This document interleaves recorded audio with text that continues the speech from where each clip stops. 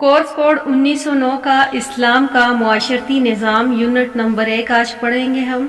اس کے unit number 1 میں معاشرے کا مفہوم، ضروریت و اہمیت، نوعیت اور اقسام آئیں گے۔ اس کا پوائنٹ نمبر 1 ہے معاشرے کا مفہوم۔ معاشرے کے معنی افراد کامل جل کر زندگی بسر کرنا۔ آج ہم بی ایس اسلامک کا کورس کوڈ 1909 پڑھیں گے جس کا موضوع ہے اسلام کا معاشرتی نظام۔ آج ہم اس کا یونٹ نمبر 1 سٹارٹ کرتے ہیں۔ یونٹ نمبر 1 میں ہم پڑھیں گے مفہوم، ضروریات و اہمیت، نوعیت اور اقسام۔ سب سے پہلے معاشرے کا مفہوم پڑھتے ہیں۔ معاشرے کے معنی ہیں افراد کا مل جل کر زندگی بسر کرنا۔ عمرانیات میں معاشرے کی اصطلاح اپنے مخصوص معنی رکھتی ہے۔ وسیع معنی میں تمام نسل انسانی کو معاشرہ یعنی سوسائٹی سے تعبیر کیا جاتا ہے، اور محدود معنی میں اس سے مراد وہ گروہ لیا جاتا ہے جو کچھ لوگوں یا خاندانوں پر مشتمل ہوتا ہے۔ مختلف ماہرین عمرانیات نے معاشرے کی تعریف حسب ذیل الفاظ میں کی ہے۔ ایف ایچ گوڈنگز کے نزدیک معاشرہ یا سماج ایک ایسے خیالات رکھنے والے افراد کا مجموعہ ہے جو ہم خیالی کی پسند کریں اور اس بنا پر مشترکہ مفادات کے لیے ایک دوسرے کے ساتھ تعاون کریں۔ اسپینسر کے مطابق معاشرہ افراد کی ایک تعداد کا اجتماعی نام ہے۔ جان ایف سوبر نے کہا ہے کہ یہ ایک ایسا بڑا انسانی گروہ ہے جو کافی عرصے سے اکٹھا رہا، حتیٰ کہ منظم ہو گیا، اور جس کے افراد اپنے آپ کو ایک وحدت میں منظم کریں۔ رالف لنٹن کے نزدیک معاشرہ لوگوں کا ایسا گروہ ہے جو کافی عرصے تک اکٹھا رہا ہو اور زندگی گزارتا ہو اس حد تک کہ اس نے اپنے آپ کو ایک وحدت میں منظم کر لیا ہو۔ سمیر اور کیلرن نے کہا ہے کہ معاشرہ ایسے افراد کا مجموعہ ہے جو کہ اشتراک عمل کے ذریعے وسائل حیات کے حصول اور بقائے نسل کے لیے جدوجہد کرے۔ گمپلوزر نے کہا ہے کہ یہ ایک ایسا گروہ ہے کہ جس میں چند ایک یا زیادہ مشترک مفادات پر توجہ مرکوز کرتا ہے، معاشرہ کہلاتا ہے۔ پھر ہم علم المعاشرت کا تعارف کرتے ہیں۔ معاشرے کا مفہوم سمجھنے کے لیے علم المعاشرت کا سمجھنا ضروری ہے۔ علم المعاشرے کو انگریزی میں سوشیولوجی کہا جاتا ہے۔ علم المعاشرت ایک نام علم العمرانیات بھی ہے۔ یہ ایک حقیقت ہے کہ عمرانیات ایک سائنس ہے اور اس نئی سائنس میں انتہائی قلیل مدت میں بہت تیزی کے ساتھ ترقی کی ہے۔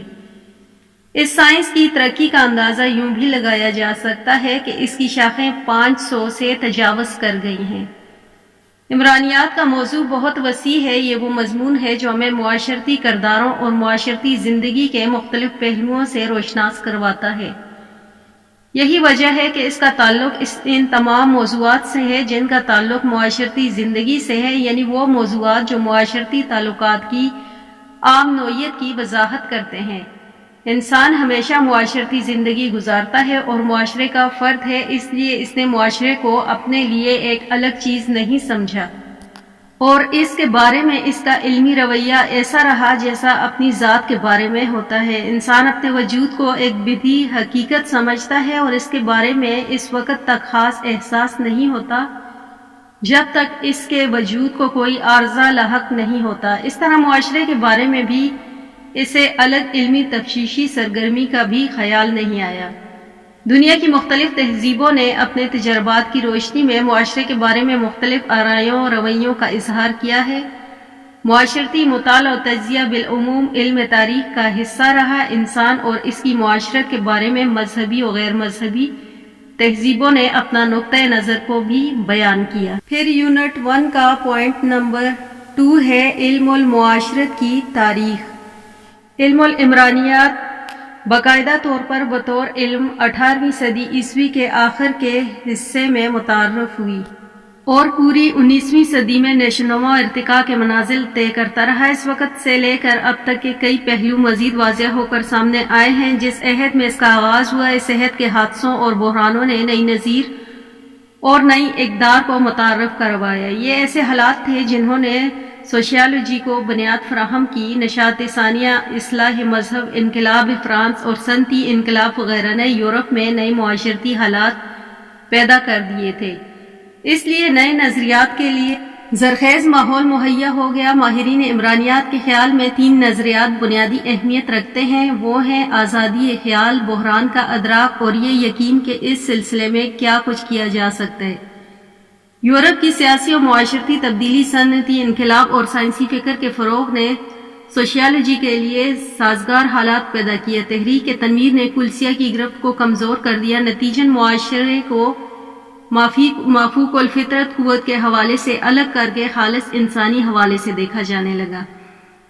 سائنسی انقلاب کا آغاز جن شخصیتوں کے کام سے ہوا، ان میں کیپلر، گلیلیو اور نیوٹن نمایاں ہیں۔ ان شخصیات کے نظریات نے 18ویں صدی میں اپنے اثرات مرتب کرنے شروع کیے۔ اب کائناتی قوانین کا مطالعہ الہامی قوانین کے بجائے قوانین فطرت کے طور پر کیا جانے لگا، اور جدید سائنسی تعلیم نے کلیسیا کے تصور کائنات کو چیلنج کیا۔ سیاسی معاشرتی سطح پر تحریک تنویر نے اس تصور کو رد کر دیا کہ معاشرہ ایک فطری نظام ہے جسے خدا نے پیدا کیا۔ تحریک تنویر کے مفکرین نے مثالی اور عملی معاشرے کی تقسیم پیش کر کے کام کرنے کی اہمیت پر زور دیا۔ اس سلسلے میں برطانوی مفکر جان لاک اور فرانسیسی مفکر والٹیر بہت اہم ہیں۔ ان کی تحریروں کے نتیجے میں مساوات، آزادی اور قومیت کے تصورات نے یورپ اور امریکہ پر بہت اثرات مرتب کیے۔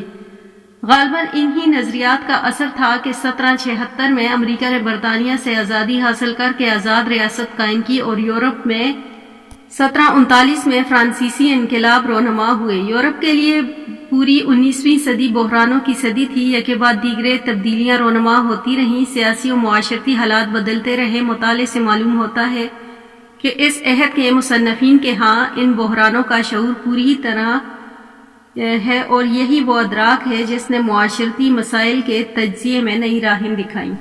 یورپ کی نشاط ثانیہ کا ایک اہم عامل صنعتی انقلاب ہے جو 1750 سے 1850 تک جاری رہا۔ اس انقلاب سے جہاں معاشی اور معاشرتی تبدیلیاں آئیں، وہاں یہ خیال بھی مستحکم ہوا کہ فطرت کی ان طاقتوں پر قابو پایا جا سکتا ہے۔ اب تک انسان کی رسائی سے ماورا سمجھا جاتا ہے کہ بقول ڈاکٹر خالد علوی، عیسائیت نے یہ عقیدہ مستحکم کر رکھا تھا کہ فطری اور معاشرتی نظام خدا کا پیدا کرتا ہے، لہٰذا یہ انسانی معاملہ نہیں۔ معاشی اور معاشرتی تبدیلیوں نے دکھ اور محرومی کے سائے طویل کر دیے۔ صنعتی انقلاب نے یورپ کی روایتی زرعی معیشت کو توڑ دیا تھا، یہی معاشرت کو منتشر کر دیا تھا اور شہروں کی آبادی کو اچانک بڑھا دیا تھا۔ اس کا نتیجہ یہ ہوا کہ سوسائٹی کے بارے میں پرانا تصور بکھر کر رہ گیا اور غریبوں اور ناداروں کا ایک گروہ پیدا ہوا جن کے پاس رہنے کی جگہ نہیں تھی، علاج کے لیے مال نہ تھا اور اجتماعیت زندگی کی بنیاد نہ تھی۔ صورتحال میں تحقیق کرنے والے اور انسانی خدمات کے جذبے سے سرشار لوگوں نے غریب اور نادار لوگوں کے حالات اور اس کے مطالعے کے بارے میں سوچا۔ مثلاً برطانیہ میں غربت کے مطالعہ و تحقیق پر کام شروع ہوا۔ 19ویں صدی میں جن لوگوں نے برطانیہ میں کام کیا، ان میں سے ہیو بوتھ اور راونری قابل ذکر ہیں۔ برطانوی علم المعاشرت میں ان کے اثرات اس وقت بھی نظر آتے ہیں۔ یہ لوگ بہت پر امید ہیں کہ نادار لوگوں کے حالات کو سنوارا جا سکتا ہے، اور 19ویں صدی کے سرمایہ داروں کی پیدا کردہ تمام مشکلات کے باوجود نادار لوگوں کے لیے کچھ نہ کچھ کیا جا سکتا ہے۔ انہی حالات نے علم المعاشرت کی نشوونما ارتقاء کی بنیاد مہیا کی۔ معاشرتی تبدیلی ہی وہ موضوع تھا جس پر تحقیق و تفتیش کی ساری عمارت کھڑی تھی۔ ان محققین کے سامنے بنیادی مسئلہ یہ تھا کہ معاشرتی نظام کی بنیاد معلوم کی جائے۔ کارل مارکس نے معاشی ڈھانچے کو معاشرتی نظم کی بنیاد قرار دیا۔ میکس ویبر کے نزدیک معاشرتی رویوں اور عمومی طرز عمل کو مذہبی بنیاد قرار دیا گیا۔ میکس ویبر کے نزدیک معاشرتی رویوں اور عمومی طرز عمل کو مذہبی عقائد میں تلاش کیا جا سکتا ہے، جبکہ درخواہ معاشرتی نظم